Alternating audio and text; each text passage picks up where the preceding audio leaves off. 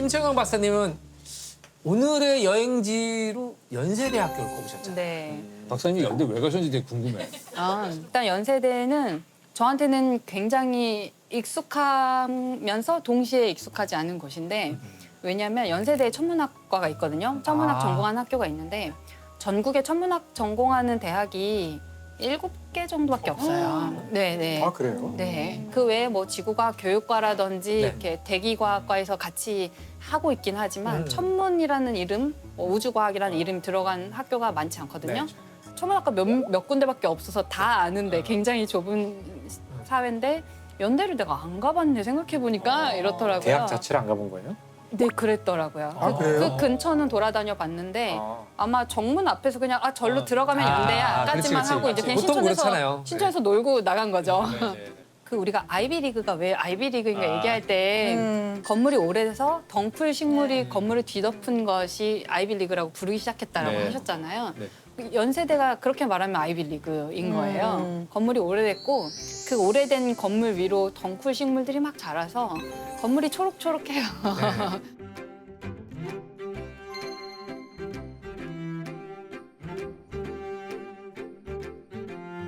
이쪽으로 가야 되나요?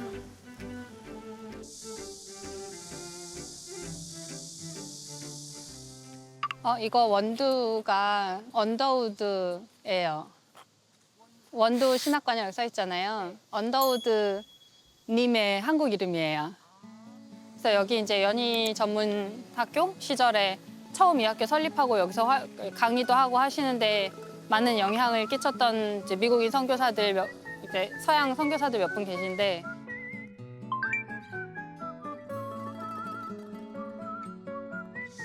와 여기서 보니까 예쁘긴 예쁘네요. 포토스팟이네요 여기가.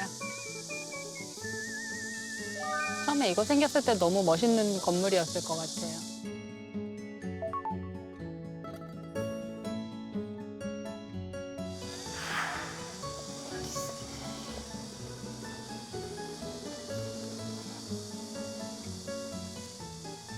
신의 메신저, 주님을 따르는 사람, 한국의 친구. 1927년 엄청 오래전에 저렇게 잘 만들었네, 동상을. 연세대가 정말 놀랍게도 우리나라에서 최초로 서양식 천문학을 교육한 곳이에요. 아, 그래요? 윤동주 시인의 시 중에 별에 관한 게 굉장히 많잖아요. 네, 맞아요. 관련이 있을 수도. 네, 그때 연희에서 유일하게 천문학을 아마 가르치고 있었으니까 그랬을 수도 있겠다. 라고 이제 저는 희망적인 상상을 해보는 거죠. 연세대가 처음에 이제 연희 전문학교로 시작을 네네. 했는데 1915년쯤에 이제 시작을 해서 수물과가 아까 얘기하신 수물과가 있었어요. 천문학과는 그때 아니었고, 수학물리학. 네, 이 수물과가 말하자면 지금으로 치면 이과대학, 자연대학인 거의 역할을 다 한 거예요. 당시에 이제 교육봉사를 하러 온 선교사들이 화학이라든지 수학이라든지 천문학이라든지를 가리킨 게 우리나라에서 근대식 서양식 천문학을 가르친 거의 최초의 기관이고요.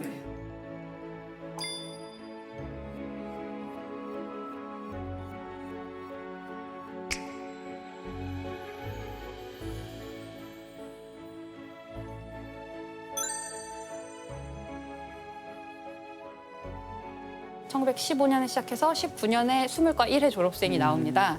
네 명이 졸업했더라고요. 그거밖에 없어요. 네, 연희 전문대 수물과 1회 졸업생 4명인데 그중에 한 분이 이원철 박사님인데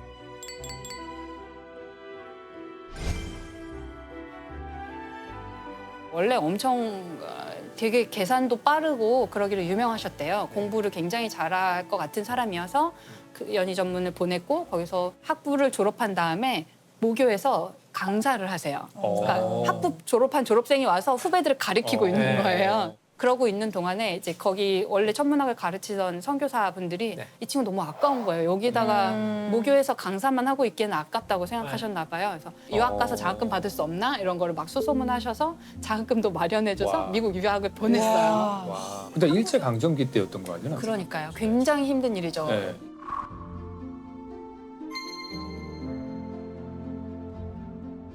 도미한다는 게 너무너무 어려운 일인데 그래서 미국으로 가서 미국 대학으로 원래 편입을 한 다음에 네.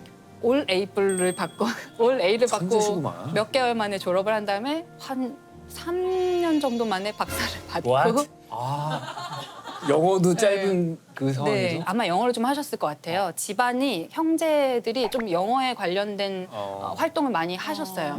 제가 그 어디서 재밌는 표현을 들었는데 당시에 이제 연희 전문 학교에 외국인 선교사들이 꽤 있고 그분들 중심의 어떤 문화가 형성돼 있기 때문에 신촌에 가면 걔도 영어로 짓는다는 말이 있었대요. 왈왈인가요? 네. 그래서 아마 그 일대에는 영어 능통자들이 좀 많았- 다른 지역보다 많이 활동을 했을 거라고 상상이 되고 대학원을 가서 한 3년 만에 박사를 받고 왔는데 굉장히 중요한 발견을 하세요. 네. 이분이 이제 뭐 독수리 자리에 에타별이 맥동병강성이다라는 거 알아냈는데요. 그러니까 무슨 말인지 못 알아듣겠어요. 무슨 말씀하신 거예요 지금? 발견한 내용을 들었는데도 모르겠는데 그걸 과학 발견하셨다고요? 시간에 나오잖아요. 아니 그걸 모른단 말이야? 그걸 몰라 어떻게? 맥동병강성을 모른단 말이야? 설명을 해드릴게요. 우리가 별은 변하지 않는 것 같잖아요. 하늘에 딱 고정되어서 박혀 있어서 항상 그렇게 빛날 것 같은데 별이 팽창했다 수축했다가 한다는 걸 그 당시에 이제 서양 과학자들이 알아내요. 네. 팽창했다 수축했다 하니까 밝기도 바뀌는 거예요. 네. 그게 변광성이라고 불러요. 광도가 바뀌는 별이 있는 거예요. 이원철 박사님의 그 관측을 통한 박사학위 논문이 그걸 증명하는 와. 관측적 증거를 딱 엄청나다. 제시한 거예요.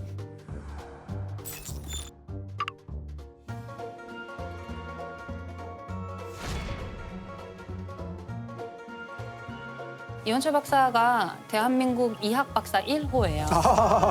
네.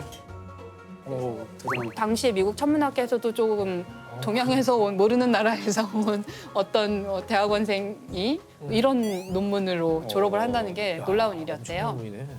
그분이 돌아오지 않을 수도 있었거든요. 미국에서 조금 젊은 나이에 주목을 받았으니까. 그리고 미국에는 그래도 좋은 망원경과 당시에 그렇죠. 기기와 설비와 교수님들이 계셨잖아요. 근데 이분이 다시 연희로 돌아오세요.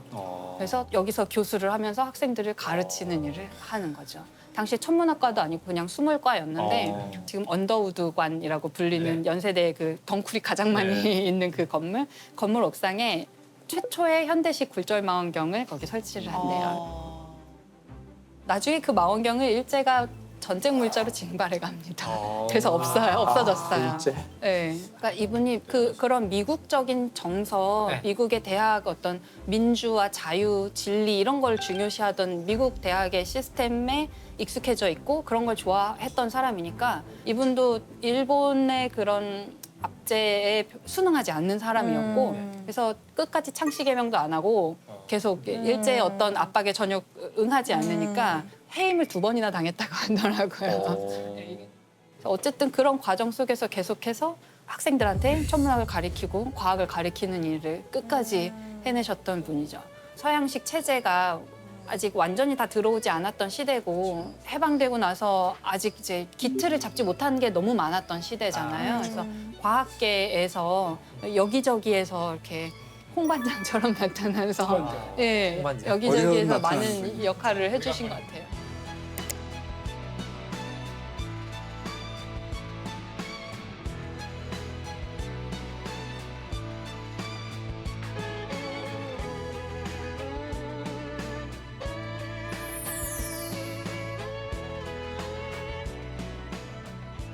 아, 진짜 훌륭한 분이네요. 진짜 미국에서 인정받으면서 젊은 나이에 인정받고 이분들하고 하고 싶은 연구하면서 네. 영달을 누리면서 하실 수 있었을 텐데. 그러게요.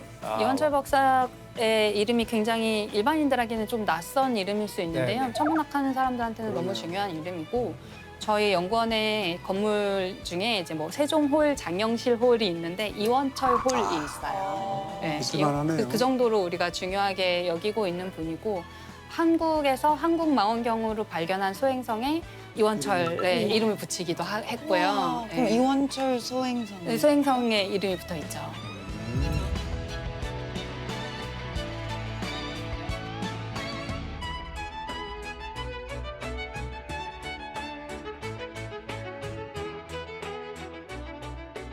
그러니까 연희 전문이 중요한 이유가 그 당시는 사실 우리나라 최고의 학부는 지금의 서울대학교 네. 경성제국대학이었는데 경성제국대학에는 이공계가 없었어요. 그래요? 일제가 만들지 않았어요. 기술을 키우는 걸 싫어해서. 기술 같은 거를 배우는 것이 당연히 위험하다고 생각했겠죠. 우리 교육적으로도 아예 과학을 가지면 안 된다고 생각한 거예요. 그러니까 저게 만들어지는 게 1940년대 이제 그러니까 일본이 전쟁을 할 때 기술자들이 부족해지자 이제 만들어요. 사실 그 연희 전문은 대학은 아니거든요. 전문 네, 대학인데 당시는 대학교를 인정받지 못했어요. 인정받지 못했어요. 그래서 지금 우리가 보기엔 대학 교육 같은 걸 했는데 어쨌든 당시는 대학은 아니었고 뭐 이렇게 각자가 하는 거지 국가적 차원으로 이렇게 키우진 않았어요.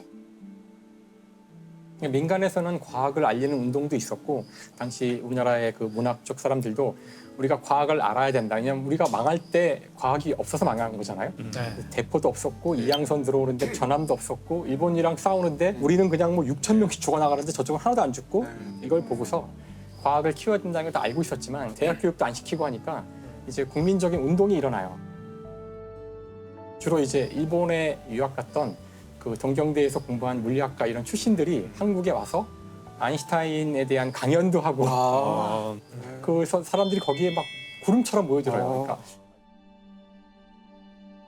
그러니까 이런 과학 운동이 나중엔 그 과학 데이라는 걸 만들게 되는데 지금도 그게 저희 과학의 날로 남아 있거든요. 그때 만들어진 거예요? 그때 만들어진 거예요.